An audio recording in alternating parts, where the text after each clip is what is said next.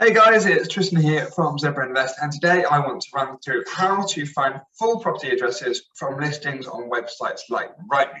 And what we're going to use today is we're going to use Rightmove and we're going to use Zoopla. I'm going to show you exactly how you can pick up the postcode of a property to then be able to go work out where that property is and be able to get a full property address.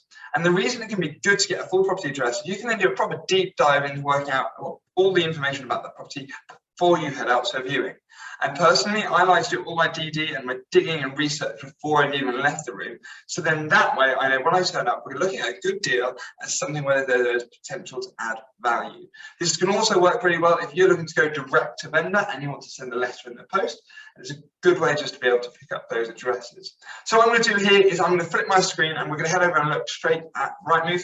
I'm going to show you how we do this and how you can dig into it.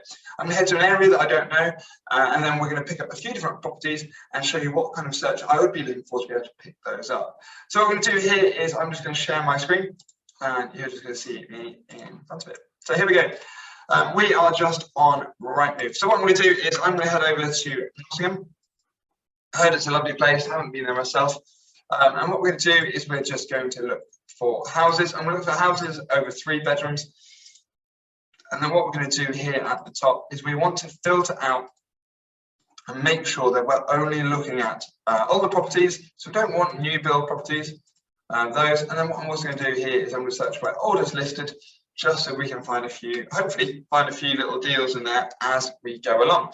So what we've got here is we've got, say for example, Marlborough Road. We've got, as we come down, we have Road, okay, incredible property. These all look like the new build houses, which we won't be able to find their property addresses. They haven't been registered yet. I'm just going to come down here. We've got Catherine Drive, also Walker Crescent. There we go. That's a few, just to give you an idea.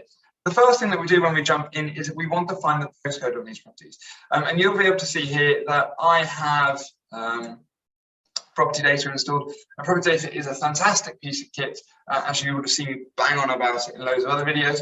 But it actually pulls out a load of the data for the area, a little bit of information about the property and its listing. But it also pulls out the postcode for you. But if you don't have PropertyData, don't worry, there is a way that you can pick up the postcode, but you're not going to be able to get all the fancy features that help you point you in the right direction when you're trying to analyze a deal. So what you want to do if you want to find a postcode is looking on this one. You can see here it says NG9 for the start of that postcode. What we do is we copy that and then we're going to click. Hopefully we can then go view page source. And this is where you get all of the junk that actually makes your computer work when you visit a website. So what we're going to do here is we're going to search NG9. And then we're going to do is space after that. And then what we're going to do is the little up button. What I've done there is I've used the search function, which is Control F. You can also find the search function just in here as well. I'm just trying to find it. More tools. Where is it gone? Anyway, what you can do if you're looking to search a page, you can just go. You can just press Control F. Oh, there you go. Sorry, Control F5. There you go. And then you're then just going to click the up button. And then that is going to be able to pull out the postcode. Here you go. Ta-da! So we've got the postcode of the property already. And you can find a load of other random information there, but it's not of any use. So we've got the postcode of the property. And why is the postcode of the property any use to us at all?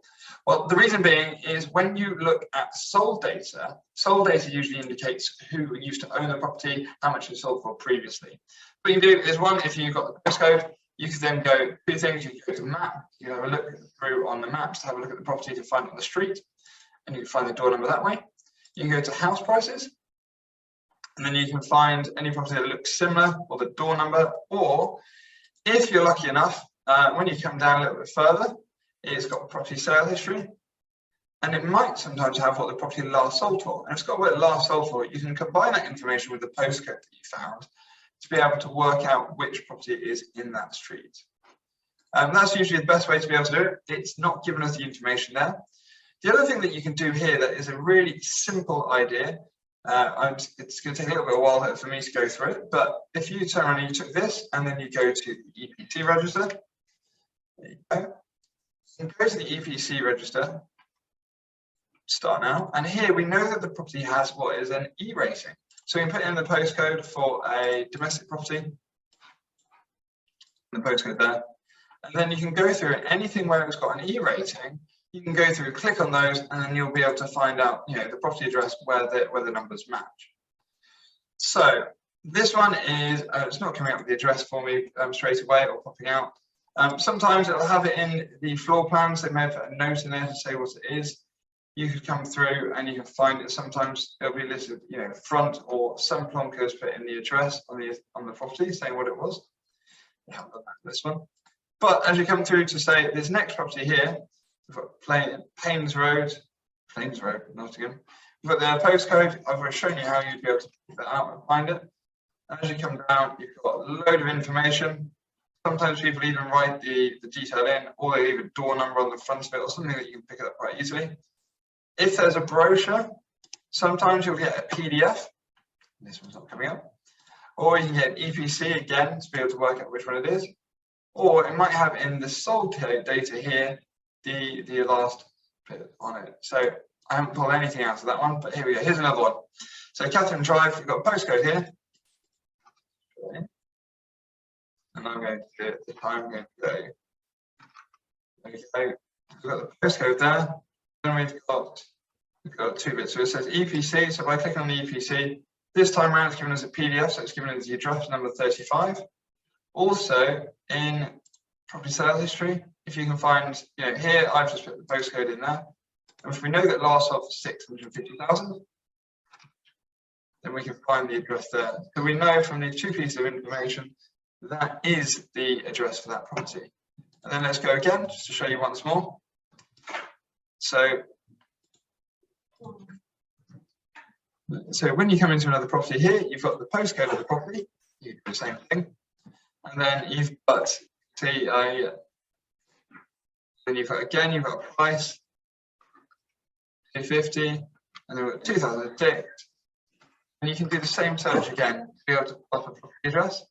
And then here it's coming up. The other thing that we can do with this is we've now got the property address. If you can't find the property address, but you really, really want to find it, what you can do is go to Zoopla, go to house prices, and you can use the postcode. And the reason I say this is what you do is you can open up each of the listings, all of the door numbers on there to find out which one's up for sale. And what will happen, and I'll give you an example here, is I know the address because we just find it there, number 16. But if it's not on the market for sale, and it is on the market for sale, not on the market, it says currently off market, not available. If it's on market for sale, so it's currently for sale and it's listed for someone. So you know that that's the right property. And then the great thing was when you've got, say, something like property data on here, gives you quite a bit of analysis or details behind it to tell you what's going on. So say, for example, it says 420 here. You can come down here and you see that it was listed for 375 last year, drops to 369, drops to 360, drops to 350. And then you see this gap here. That's when I put in a sale would have fallen out of bed. They then listed it higher, thinking the market's rising, increased the price again in 2021, dropped it, and then they put it higher again. So what I would say here, just looking at the difference, chances are they would probably sell for 350, which, in an area, if that, I don't know the area at all, but that seems like a 70 grand discount for me, and I'm pretty sure they would take it. So you can see, you can work out the address for that property fairly easily. Again, here's another one. Again, sometimes in the floor plan, they're going to tell you what the address was. They haven't done it on this. Again, sometimes they name all of the pictures, so you can work it out from there. But we've got the postcode here. You've got an EPC image, so you might be able to run through that EPC list to find it. Or if there's a sale history, here we go. That's exactly where we want it. 2009. And that property was in the, there we go. Search those details together. You can see here we have, we're just going to go into this one, and then we said the price. And they've all got that coming up because it's the same address. And we know 2009. So that was 2008, 2009. I'm going to have to guess it's number 33. And if you go back to where I was saying before, we go back to the house prices. Then usually Zoopla will show you 10 results a page. And so we were looking for number 33. I've gone a bit too far.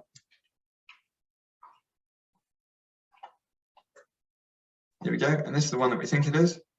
Here you go, and it says it's currently for sale. So there you go. I'm going to stop sharing my screen. You can see me now.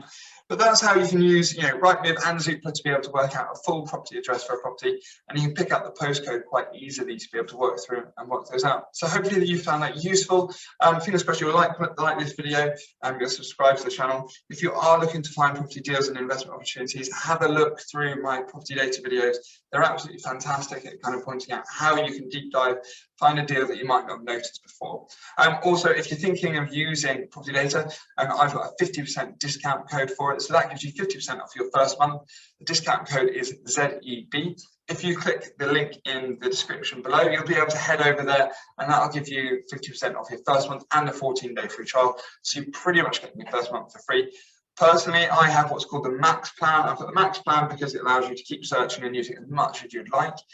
If you're just getting started or you're trying to hunt down deals, I'd say the mid-range plan or the max plan is going to be the best one. You'll find the cheapest one, you're just going to run out of credit straight away. So medium or high will be really good for you. All right, enjoy, and hopefully I'll see you soon.